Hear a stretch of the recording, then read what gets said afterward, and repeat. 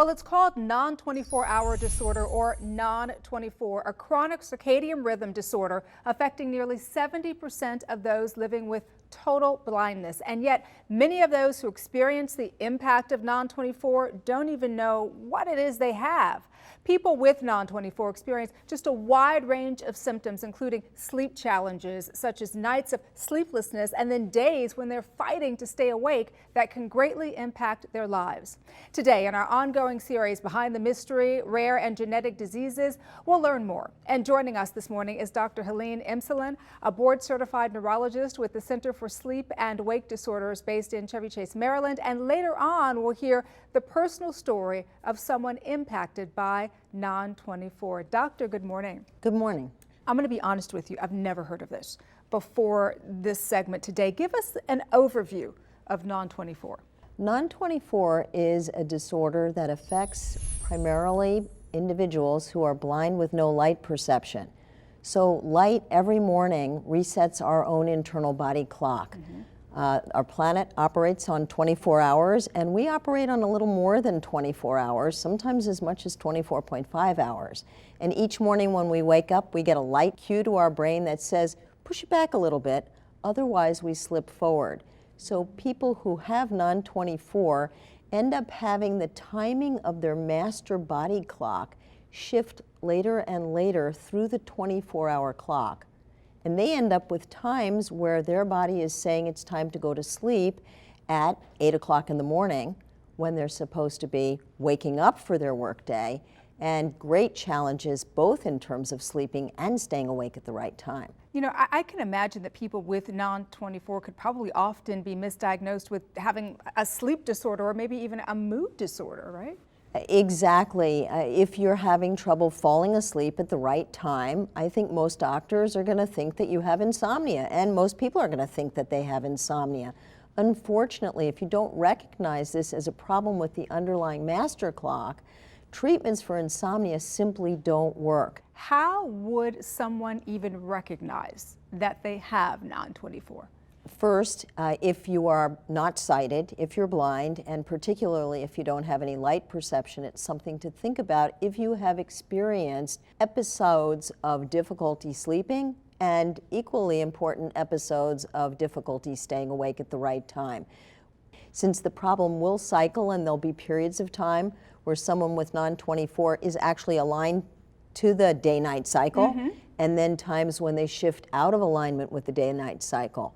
So if you're having chronic problems, sometimes falling asleep, sometimes staying awake, always feeling tired because you never get the right amount of rest at the right time, it is certainly well worth thinking about.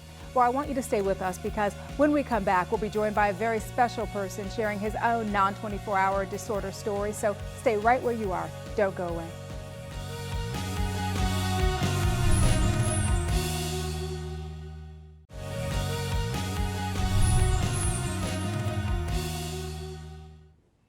Welcome back to our special Behind the Mystery, Rare and Genetic Diseases. We've been speaking with Dr. Helene Emsellem, a sleep expert based in Chevy Chase, Maryland. We are now joined by Anthony Cisneros, who is living and coping with non-24. Welcome, and thanks so much for coming by today. Thank you for having me.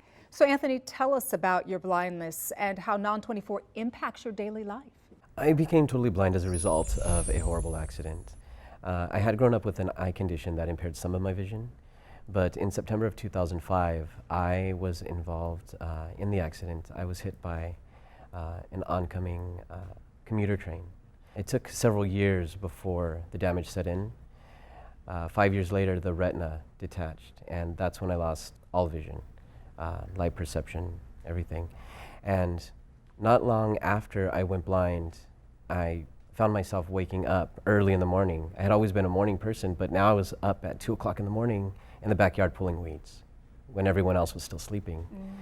And as the days dragged on, my energies were depleted, and I oftentimes felt like a balloon that was just rapidly losing air. And no matter what I was doing, working on a client, waiting for the bus, playing with my kids, I would just fall asleep like that, as if a switch was flipped. So it was very frustrating. How do you then know that it's something more serious, that it is in fact non-24? I first found out about non-24 by a counselor that I was working with. Being visually impaired herself, she had a wealth of resources and she recognized the symptoms. And so she emailed me some literature on the subject, and everything that I learned, the information, it just all seemed to fit. It was clicking. Yes, it was describing me and everything that I was going through.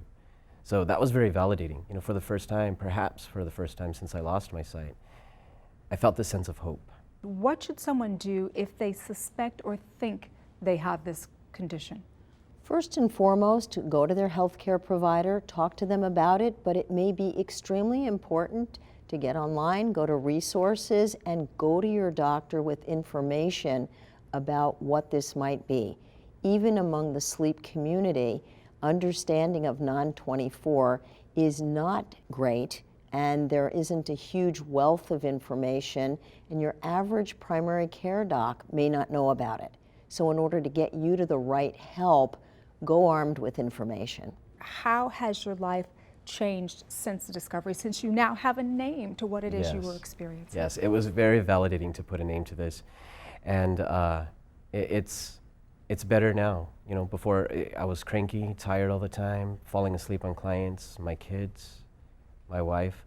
But now we have a way. We have a name, and so there's a way to cope with it. How many kids do you have? I have 3 and 1 on the way. Congratulations. Yes, thank you. Just a beautiful man. Thank you, doctor, so much for coming by and sharing this story with us. And hopefully we've been able to enlighten our audience out there to non-24 as well. So thanks to you both. Thank you.